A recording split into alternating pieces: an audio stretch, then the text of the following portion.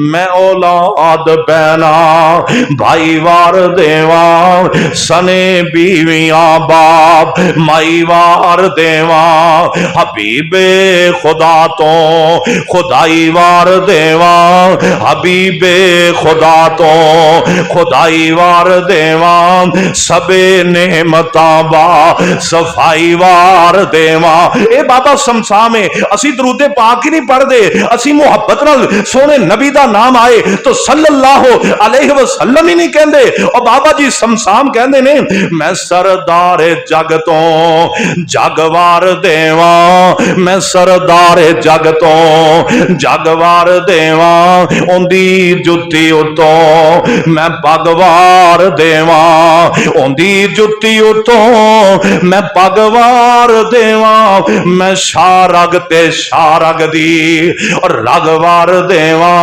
भले लोकां दी सब भलाई वार देवा।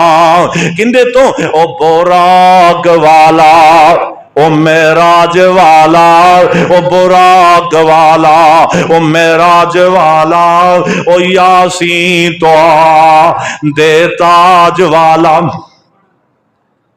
क्यों भी कोई शक रह गया? नबी पाक की तारीफ की, आप दी आमद की बात की, आप दे अखलाक की बात की, आप दे हुसन की बात की, आप दी बरकत की बात की। कोशिश की कि दसा और हकीकतन ये बातां दिल दियां ने, ये बातां वहाबियां दे दिल दियां ने।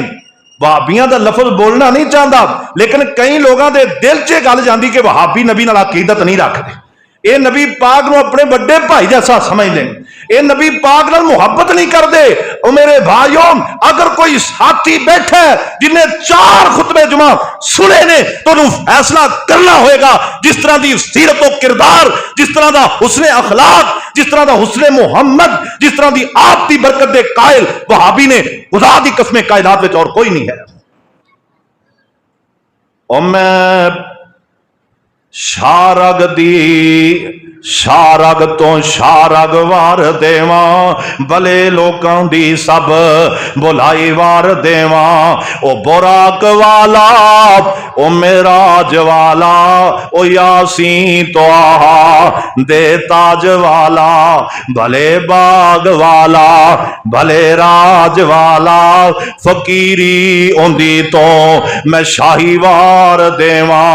ओ इस्लाम वाला ओ कुरान वाला ओ इस्लाम वाला ओ कुरान वाला बड़ी आन वाला बड़ी शान वाला ओ सने जोड़िया ते फलकां ते जान वाला मैं नबियां दी उस तो रसाई वार देवा। और आखिरी जुमला प्यारा मुहम्मद सल्लल्लाहु अलैहि वसल्लम प्यारा मुहम्मद सोहारा मुहम्मद प्यारा मुहम्मद सोहारा मुहम्मद प्यारा मुहम्मद सोहारा मुहम्मद कदे नहीं इन्ना नजारा आया। ओ प्यारा मुहम्मद सोहारा मुहम्मद दुलारा मुहम्मद सितारा मुहम्मद है सूरज ते चंद दा नजारा मुहम्मद है सूरज ते चंद दा नजारा मुहम्मद दरूदां दी समसाम दरूदां दी समसाम।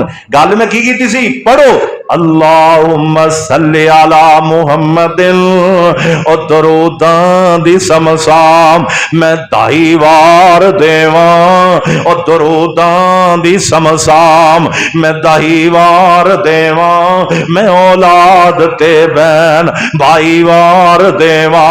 और क्यों ना वारा?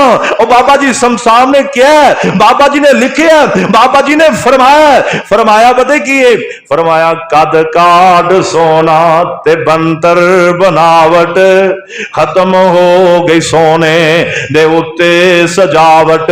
किसे मां ने एहो जा सोना नहीं जनिया, जिमें अपनी मर्जी मुताबिक है बनया।